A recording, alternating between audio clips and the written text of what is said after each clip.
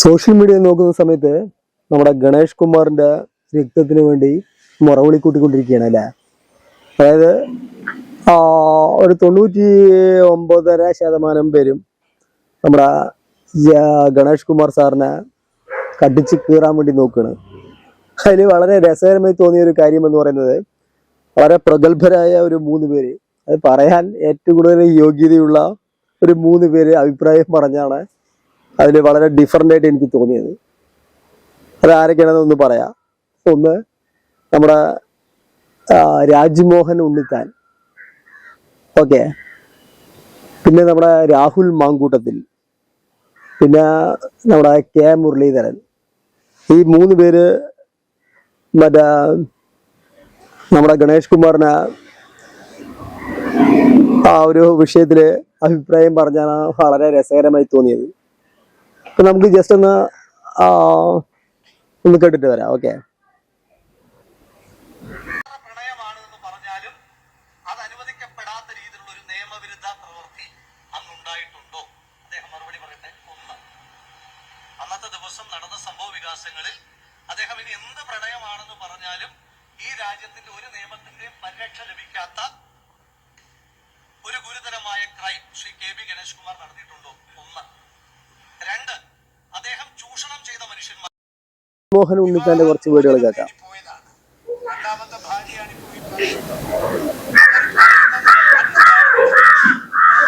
പറയുന്നത് വസ്തുതാപരമായിട്ടാണെങ്കിൽ അവർക്ക് കേരളത്തിലെ മുഖ്യമന്ത്രിയെ പോയി കാണാം, പരാതി കൊടുക്കാം. ആ പരാതിയുടെ പേരിൽ മുഖ്യമന്ത്രി നടപടി എടുക്കുന്നില്ലെങ്കിൽ, ഈ മലയാളി എന്ന് പറയുന്നത് ഏറ്റവും കൂടുതൽ ലൈംഗിക ദാരിദ്ര്യം പിടിച്ച ടീമുകൾ ഏതാണ് ചോദിച്ചു കഴിഞ്ഞാൽ അത് മലയാളി തന്നെയാണല്ല.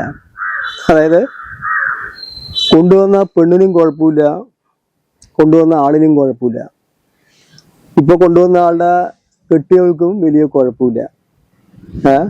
ഈ കണ്ടുനിന്ന നാട്ടുകാർക്കാണ് പ്രശ്നം പറഞ്ഞ പോലെ. പ്രതിപക്ഷം വളരെ റെട്ടിയായിട്ട് കാത്തിരുന്നു ഈ ഒരു വിഷയം കത്തിക്കാൻ വേണ്ടിയിട്ട്. അതായത് അവർക്കൊരു ഇത് കിട്ടിയതാണ്, അത് തുറപ്പിച്ചിട്ട് കിട്ടിയതാണ്. അതായത് മമ്മൂട്ടി വിഷയം ഇട്ട് കത്തിച്ചു, ലാസ്റ്റ് അതങ്ങോട്ട് ഒതുങ്ങി 2 ദിവസത്തിനുള്ളിൽ. പിന്നെ അവർക്കൊരു ഓപ്പർച്യൂണിറ്റി കിട്ടിയത് നമ്മുടെ ഗണേഷ് കുമാറിനായിരുന്നു. അവസാനം 24 മണിക്കൂർ കൊണ്ട് ഗണേഷ് കുമാറിന്റെ കാര്യം അവസാനിച്ച സമയത്ത് ശരിക്കും ചമ്മീന്നറിയില്ല. അപ്പോ ശരിക്കും എന്താ പറയാ, ഈ പ്രതിപക്ഷമാണ് ശരിക്കും പെട്ടത്. കാരണം ഗണേഷ് കുമാറിന്റെ വിഷയത്തില് അവസാന നിമിഷം വരെ ഇട്ട് കത്തിക്കാന്ന് വിചാരിച്ചു. പിന്നെ നമ്മളൊരു സിനിമയിൽ അവസാനം എന്താ സംഭവിച്ചു പറഞ്ഞു കഴിഞ്ഞാൽ, ഈ മുകേഷിന്റെ ഒരു സിനിമയുണ്ടല്ലോ, അത് ഒത്തില്ല എന്നൊക്കെ പറയണത്, ഒത്തില്ല എന്നൊക്കെ പറയുന്നില്ല, അതുപോലെ പ്രതിപക്ഷത്തിന് സംഭവം ഒത്തില്ല. ശരിക്കും ഗണേഷ് കുമാർ ചെയ്ത കുറ്റം എന്താണ്? എൻ്റെ അഭിപ്രായത്തില് അദ്ദേഹം ആസ് എ മിനിസ്റ്റർ എന്ന നിലയ്ക്ക് പിണറായി വിജയൻ മന്ത്രിസഭയിലെ ഏറ്റവും നമ്പർ 1 ആയ മിനിസ്റ്റർ ആരാണെന്ന് ചോദിച്ചു കഴിഞ്ഞാൽ ഗണേഷ് കുമാറാണ്. ശരിയല്ലേ? അതായത് മറ്റേ നമ്മുടെ കേരള രൂപീകരണത്തിന് ശേഷം പിന്നീട് ഇങ്ങോട്ട് വന്ന എല്ലാ സമയങ്ങളിലും KSRTC എന്ന് പറയുന്നത് വൻ നഷ്ടത്തിലാണ്. ഒരു മന്ത്രിമാരും എടുക്കാൻ കൂട്ടാക്കാത്ത ഒരു വകുപ്പ് ഏതാണ് ചോദിച്ചു കഴിഞ്ഞാൽ അത് മറ്റേ KSRTC ആണ്, അല്ലെങ്കിൽ ഗതാഗത വകുപ്പാണ്. അതാണ് അദ്ദേഹം ധീരമായി ഏറ്റെടുത്തത്. ഇടയിൽ അദ്ദേഹം 2.5 വർഷമൊക്കെ ഉണ്ടായിരുന്നുള്ളൂ കഴിഞ്ഞ മന്ത്രിസഭയിൽ. ഓക്കെ.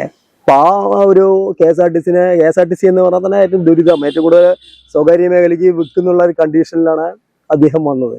അപ്പൊ ഏറ്റവും കൂടുതൽ ഇന്ത്യയിൽ തന്നെ ഏറ്റവും കൂടുതൽ ലാഭകരമായി പോകുന്ന ഒരു ഇത് വളരെ മെച്ചപ്പെട്ടു. അപ്പോൾ ആസ് എ മിനിസ്റ്റർ എന്ന നിലയ്ക്ക് പിണറായി വിജയന്റെ ഇതില് മന്ത്രിസഭയിലെ ഏറ്റവും നമ്പർ 1 ആയി നിൽക്കുന്നത് ഗണേഷ് കുമാർ തന്നെയാണ്. അതിൽ യാതൊരു ഡൗട്ടില്ലല്ലോ. പിന്നെ അദ്ദേഹത്തിന്റെ പേഴ്സണൽ ലൈഫ് അതിന് ചെയ്യേണ്ട കാര്യമില്ലല്ലോ. ഇപ്പൊ ഗണേഷ് കുമാർ എന്ന് പറയുന്ന ആദ്യം കേസിൽ പോയിട്ട് പറഞ്ഞ സമയത്ത് ആദ്യം നമ്മൾ നോക്കിയിട്ടുണ്ടായിരുന്നു അദ്ദേഹം വല്ല പോക്സോ കേസിലോ എന്തെങ്കിലും പെട്ടോന്നാണ്. അതാണ് ശരി. ഇപ്പൊ ഒരു 13 വയസ്സായ കുട്ടിനെ ഗണേഷ് കുമാർ പീഡിപ്പിച്ചു പറഞ്ഞാൽ ശരി, മന്ത്രി ഇങ്ങനെ ഇതായി എന്ന് പറഞ്ഞിട്ട് നമുക്ക് അതിന് പ്രതികരിക്കാം. പക്ഷെ ഒരു പ്രശ്നമില്ലാതെ ഒരെണ്ണത്തിനെ കൊണ്ടുവന്നു. പിന്നെ അദ്ദേഹം പിന്നീട് വന്ന പത്രസമ്മേളനത്തില് മാധവിക്കുട്ടിനെയും നെഹ്റുവിനെയൊക്കെ എക്സാമ്പിൾ പറഞ്ഞു. പിന്നെ അദ്ദേഹത്തിന് ഇതില് എനിക്ക് ഒരു പ്രണയമല്ല, 5000-ലേറെ പ്രണയമുണ്ടെന്ന് പറഞ്ഞു.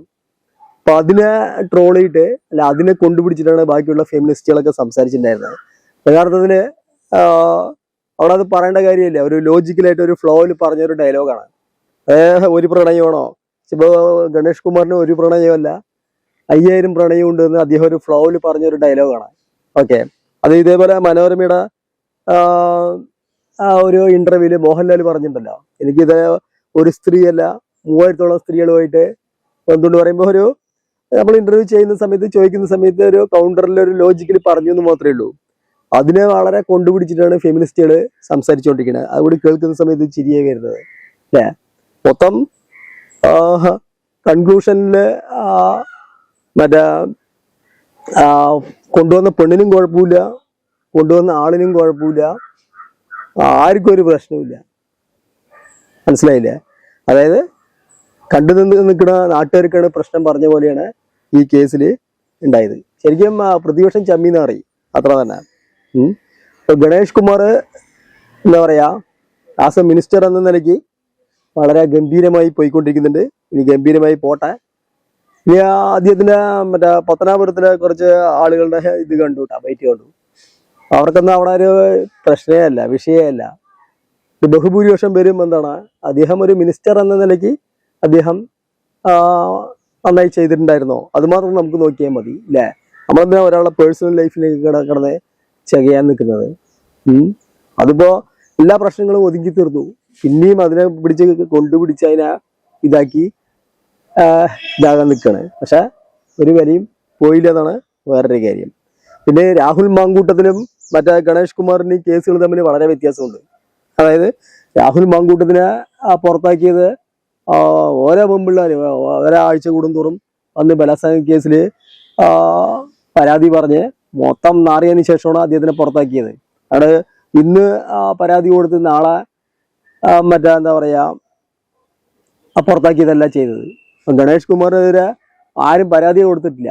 ആ ഭാര്യയ്ക്ക് കംപ്ലൈന്റ് ഉണ്ടെന്ന് പറഞ്ഞ സമയത്തെ പരാതി കൊടുക്കുന്നില്ല എന്നാണ് പറഞ്ഞത്. പിന്നെ അവര് പിറ്റേ ദിവസം ഒരു പരാതിയില്ല, എൻ്റെ അടുത്ത് മാപ്പ് പറഞ്ഞു, ഇനി ജനങ്ങളുടെ അടുത്ത് മാപ്പ് പറയേണ്ടതാണ് അവസാനം പറഞ്ഞത്. പിന്നെ എന്താ പ്രശ്നം? ഇതിൽ മനസ്സിലാക്കുന്നത് ഇപ്പോൾ സോഷ്യൽ മീഡിയയിൽ ഒരു 99% ചാനലുകളും അദ്ദേഹത്തെ വളരെ മോശമായിട്ടാണ് ചിത്രീകരിച്ചത്. ഇപ്പൊ ജസ്റ്റ് ജയശങ്കർ വക്കീല് വളരെ കൃത്യമായിട്ട് പറഞ്ഞു, ഒരു പ്രശ്നവുമില്ല. മനസ്സിലായ? ഇപ്പൊ ഗണേഷ് കുമാറിന്റെ ഭാഗത്ത് നിന്ന് അദ്ദേഹം ഒരു റൊമാൻറ്റിക് സ്റ്റാർ ആണ് അല്ലേ. അദ്ദേഹം വളരെ റൊമാൻറ്റിക് ആണ്. പിന്നെ അദ്ദേഹം വേറെ വല്ലയുടെയും വീട്ടിൽ പീഡിപ്പിച്ചതൊന്നുമല്ല, അല്ലെങ്കിൽ വേറെ വല്ലയുടെയും കൊണ്ടുപോയിട്ട് ഇതൊന്നുമല്ല. അദ്ദേഹത്തിന്റെ വീട്ടില് കൊണ്ടുവന്നു, സ്വമേധയാ കൊണ്ടുവന്നു, സ്വമേധയാ പോവുകയും ചെയ്തു. മൊത്തം പിന്നെ പ്രശ്നം ഉണ്ടാക്കുന്നത് ആരാണ്? ഭാര്യയാണ്. ഭാര്യയ്ക്കും പ്രശ്നമില്ലാതെ ലാസ്റ്റ് സോൾവ് ചെയ്യുകയും ചെയ്തു. പിന്നെ ബാക്കിയുള്ള ആളുകൾക്കുള്ള പ്രശ്നമാണ് മനസ്സിലാകാത്തത്. അപ്പോ ആസ് എ മിനിസ്റ്റർ എന്ന നിലയ്ക്ക് ഗണേഷ് കുമാർ വളരെ ബെസ്റ്റ്. ഇനിയും അദ്ദേഹം വമ്പിച്ച ഭൂരിപക്ഷത്തിൽ വിജയിക്കട്ടെ. എല്ലാവിധ ഭാവുകങ്ങളും തരുന്നു. അടുത്ത ഇതില് KSRTC വീണ്ടും ഉന്നതങ്ങളിൽ എത്തട്ടെ എന്ന് പറഞ്ഞുകൊണ്ട് നമ്മൾ ഈ വീഡിയോ ഇവിടെ വെച്ച് അവസാനിപ്പിക്കുന്നു. ഇനിയും നമ്മുടെ ചാനൽ സബ്സ്ക്രൈബ് ചെയ്തില്ലെങ്കിൽ ഒന്ന് സബ്സ്ക്രൈബ് ചെയ്യുക, ലൈക്ക് ചെയ്യുക, ഷെയർ ചെയ്യുക. ഓക്കെ.